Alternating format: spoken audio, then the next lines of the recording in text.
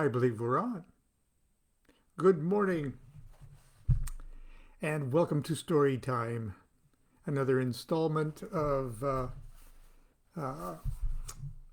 Allow Me to Introduce an Insider's Guide to the Occult.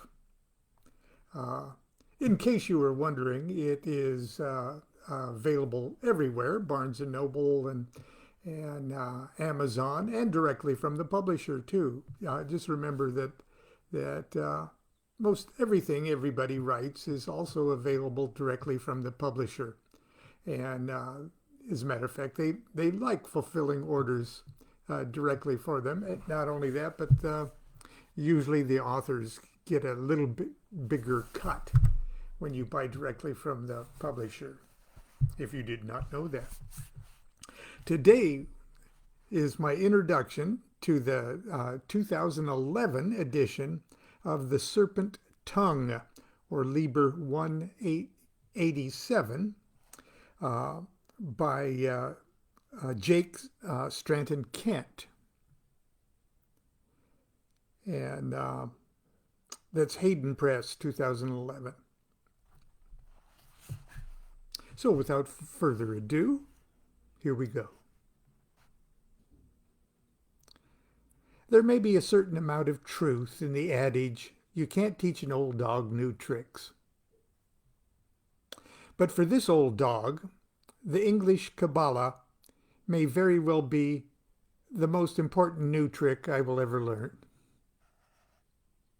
I suppose I can't be condemned too severely for taking so long to examine this marvelous spiritual instrument. After all, I've spent the better part of my adult life shunning those centers of pestilence who dared discuss or interpret the contents of Liber Al Vel Legis. And I've got a footnote there, and I'm going to read it. Class A comments, or the Class A comment on Liber Al Vel Legis reads like this. Do what thou wilt shall be the whole of the law. The study of this book is forbidden. It is wise to destroy this copy after first reading. Whoso disregards this does so at his own risk and peril. These are most dire. Those who discuss the contents of this book are to be shunned by all as centers of pestilence. All questions of the law are to be decided only by appeal to my writings, each for himself. There is no law beyond do what thou wilt. Love is the law, love under will. The priest of the princes, Ankh Afna Kansu, 666. I was especially distrustful of the poor souls who, in exchange for a coronation ceremony and the deed to certain real estate in Scotland, were prepared to assume the mantle of spiritual leadership of the world. Indeed, by 1983, my collection of letters from individuals revealing themselves to be the incarnation of Aleister Crowley, or the, quote, one to follow, unquote, or his, quote, child, and that strangely, unquote, or the child of somebody's bowels, rivaled that of Dr. Regarde. Indeed, shortly before his death, the dear man and I even entertained the idea of pooling our letters and communications in a book called Liber Nuts. The authors of nearly every one of these colorful documents claim to have, quote, cracked the code of the Book of the Law, and as proof offered elaborate explanations of the string of numbers and letters, or words, that begin the 76th verse of the second chapter of Liber Al Vel Legis. 4, 6, 3, 8, A, B, K, 2, 4, A, L, G, M, O, R, 3Y, X, 24, 89, R, P, S, T, O, V, A, L. For example, the father of one to follow was named Kenneth. The Hebrew word for father being AB, it was perfectly obvious that ABK referred to his father, whose address at the time of the nativity of his child, and that strangely, was 4637 Gilmore Street.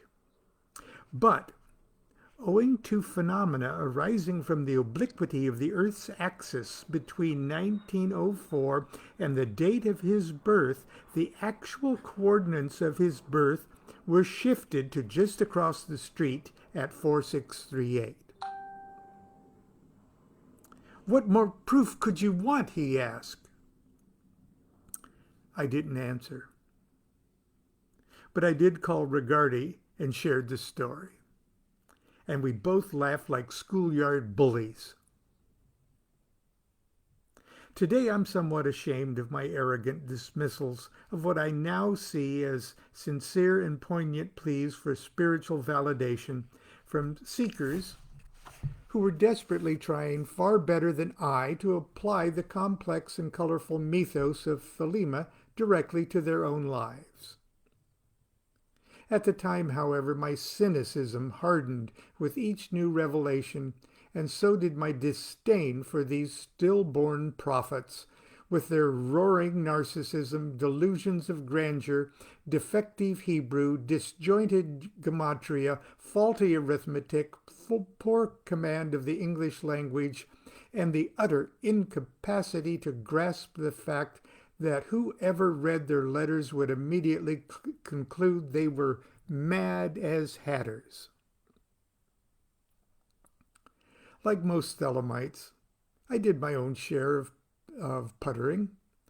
In the late 1970s, I took 3 yellow legal pads and determined the numeration for each word of Liber Al. I did this in very orthodox manner by treating each letter as its Hebrew counterpart or counterparts. This was singularly unsatisfying. I was perpetually frustrated with uncertainties. Uncertainty over whether or not this T is a tau or a tav or a tet, or if this X is a tzadi or a chet, or if that O is a vav or an oyin. Despair followed frustration when my wife, Constance, who hates Kabbalah, continually pummeled me with the obvious fact that Liber Al was not written in Hebrew. So why on earth should the letters of its words be translated into Hebrew? My defense was feeble. For one reason, I explained to her with sweet condensation. I might have been... There might have been condescension. It's condescension to see their relationship to significant traditional Kabbalistic words and concepts. And where do these words and concepts come from? She asked. She knew the answer. She's just being mean. The Bible. Mostly, I mumbled. Well, the Bible's not my holy book, and the book of the law doesn't need a Bible to prop it up. Show me a Kabbalah in English, one that uses the book of the law and not the Bible. Of course she was, and is always, right. I eventually abandoned this avenue of research and became, for the most part, contented to appeal exclusively to Crowley's writings for insights and inspiration. As far as exploring the English alphabet, I toyed half-heartedly with Liber Trigrammaton, the same way a child pushes his broccoli around his plate, but that was it. I did, however, make one pathetic yet remarkably successful foray into Liber Al practical magic. I projected the numbers and letters from chapter 2, verse 76, upon a chimea of Sol. Thusly, a chimea is a magic square, and the chimea of the sun is a 6 by 6 square. And so there are 36 openings in it, and you could plug those any way you wanted to, I guess. So it was, this is how I did it from top to bottom, or lines from top to bottom. 4638 AB, K24AL, GMOR 3Y, X2489, RPSTOV, and then a blank AL. I printed it on gold yellow cardstock and laminated it in plastic. Our first test run of this talisman was to see if it could help us find a new place to live. This may not sound very serious. It may not sound like very serious magic, but if you've ever attempted to find a reasonably inexpensive house to lease in Newport Beach, California, then I'm afraid you don't really know the meaning of impossible miracle. Our technique was simplicity itself. We taped the square to the dashboard of our car and drove around the neighborhood where we most desired to live. As rental rates in the new neighborhood were completely out of the price range we could afford, we wisely armed ourselves with a bottle of wine to assure we would not be dissuaded by common sense. Without going into details that are fascinating to us, but I'm sure are a little interest to the reader, I will simply report that the ensuing 25 years we have needed to celebrate this ritual 6 times to locate new homes. It's always worked to the amazement of our neighbors and friends and to our own immense satisfaction. I mention this magic square not to prove what a clever boy I was or to tout the power inherent in the book of the law. I bring it up only to point out the rather sad spiritual state into which I allowed myself to drift. There I was, a hotshot Thelemite. I militantly preached that Liber Al Vel Legis was the revelatory instrument of the age. I studied it daily and supported that study by performing rituals based on its deities and formulae, by reading, memorization, and meditation. I was the best damn book of the law thumper in town. But the most practical thing I had ever done with it was to concoct a crude talisman for house hunting.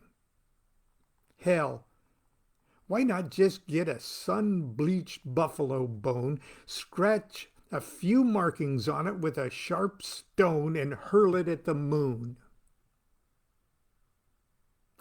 Well, maybe I'm being a bit hard on myself. The young fool, having neither the wit to see the enormity of his ignorance or the good sense to forsake the quest, eventually I grew to be an old fool. Don't get me wrong, I don't think I wasted a minute of my magical education. I may have early on abandoned my tinkering with chapter 2, verse 76, but I did spend the next 25 years or so immersing myself in the words, images, and concepts that form the building blocks of the magnificent edifice that is Thelema. I speak particularly of the treasures to be found in Liber Al Vel Legis and the 13 holy books.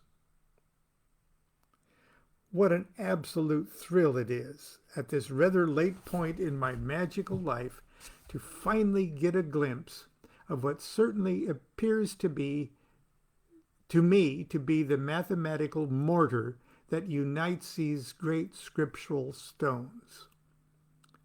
Please do not think that I'm presuming to speak for anyone other than myself when I voice my comments in this place. I'm not writing as a spokesperson for any of the fine organizations to which I belong, and whose kind forbearance suffer my membership. However, as an individual, I cannot hide my personal enthusiasm concerning the English Kabbalah based on the code ALWHS.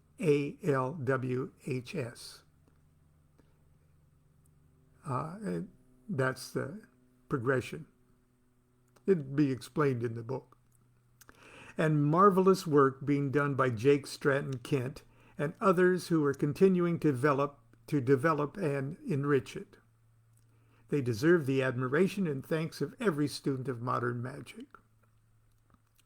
Liber 187 is a particularly brilliant example how rituals, exercises can be created from this marvelous structure. After I read it for the first time, I wrote Jake and told him it's so clean it squeaks. It is indeed so clean it squeaks. English words and phrases relating to other English words and phrases, magic words, familiar words that course through the dynamic matrix of a small collection of spiritual literature that I personally hold sacred. Perhaps an old dog can learn a new trick or two. I certainly intend to find out. And that's the end of my introduction to Jake's book. And tomorrow we'll pick up my introduction, or my foreword, to the Kabbalah Workbook for Magicians, The Guide to the Sephiroth, by Anita Kraft. So until tomorrow, enjoy your day, continue to be good to yourself, and be good to each other. Do what thou wilt shall be the whole of the law. Love is the law, love under will. Goodbye.